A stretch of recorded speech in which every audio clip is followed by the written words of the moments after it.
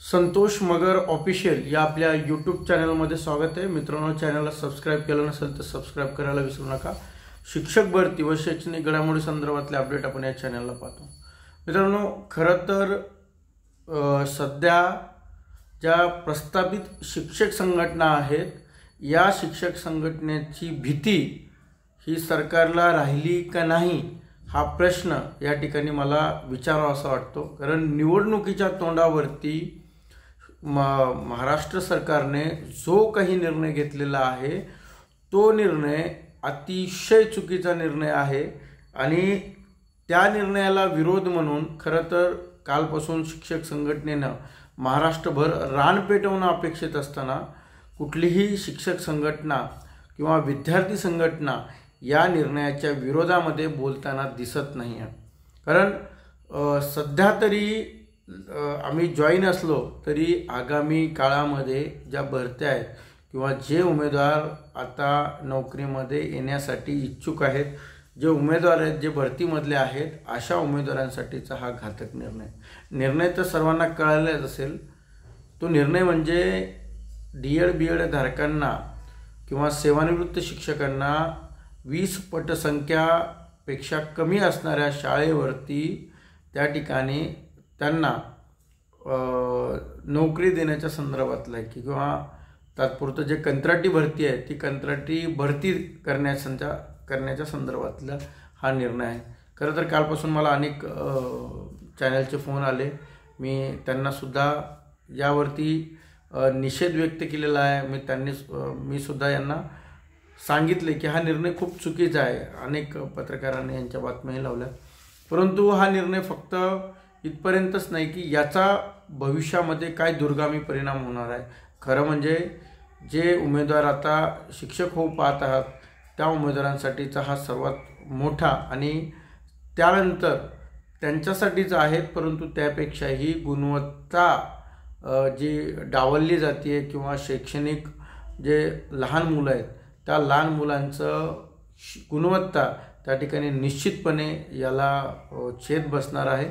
कारण गुणवत्ता डावलून असे शिक्षक नेमल्यानंतर, कंत्राटी शिक्षक नेमल्यानंतर सर्वांना माहिती आहे की कंत्राटी शिक्षक नेमल्यानंतर या शिक्षकांना एकतर कुठलीही भीती नसणार, कारण गव्हर्नमेंट नाही आहेत, कधीही त्यांना काढता येऊ शकतं।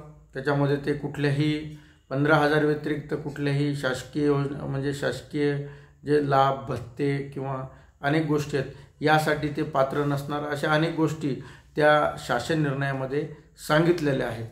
परंतु मित्रांनो, एक गोष्ट लक्षात घ्या की सरकारने जे विद्यार्थी आहेत, जे लहान मुलं त्या ठिकाणी शिकत आहेत, तर त्यांचासुद्धा विचार करणं खरं तर गरजेचं आहे। NCTचा नियम आहे, ज्या नियमांच्या अंतर्गत आपण बघतो की पहिल्या 1 ते 5ला प्राथमिक पदासाठी पहिली TET पास असणं किंवा 6 ते 8ला दुसरी TET पास असणं, परंतु ज्या वेळेस या शिक्षकांची नेमणूक केल्या जाईल सरळ या ठिकाणी TET जर पात्र नाही भेटला तर D.एड. बी.एड. धारक घ्या असा स्पष्ट निर्देश ते अधिकारी त्या ठिकाणी देऊ शकतात।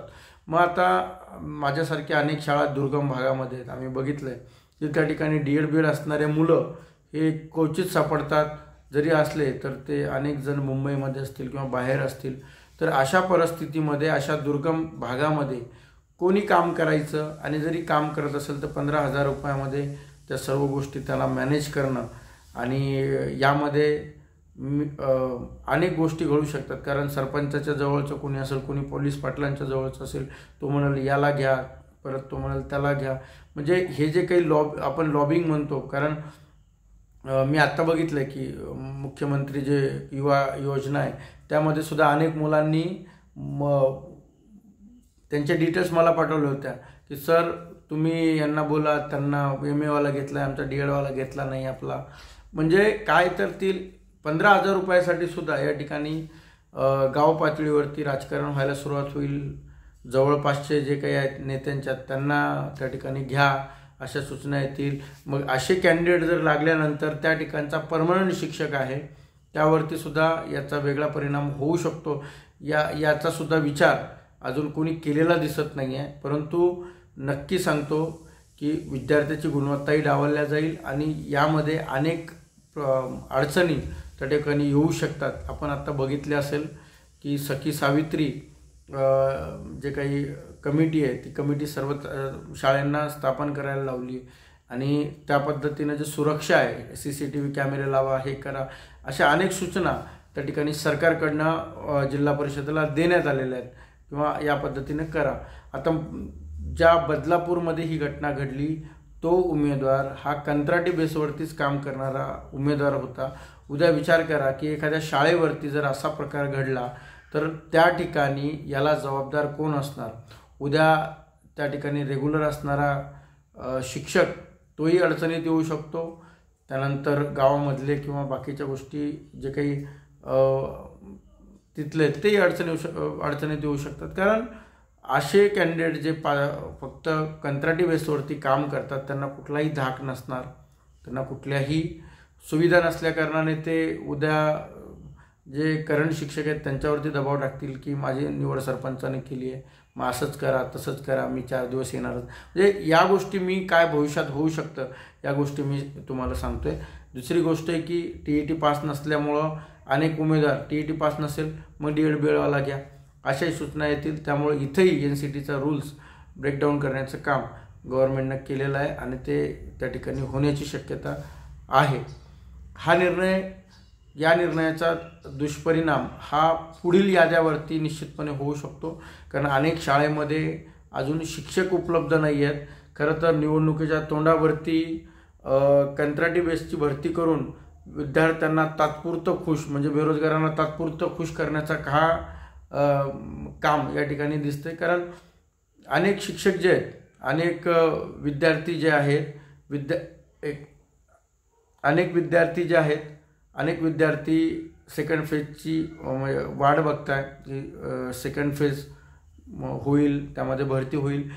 तर हा निर्णय जर लागू झाला तर निश्चितपणे तुम्हाला सांगतो सेकंड फेजवरती याचा मोठा परिणाम होऊ शकतो, कारण सेकंड फेजमध्ये ज्या जागा येणार होत्या म्हणजे स्थानिक स्वराज्य संस्थेच्या त्यामध्ये खूप मोठा फटका या फक्त निर्णयामुळे होऊ शकतो।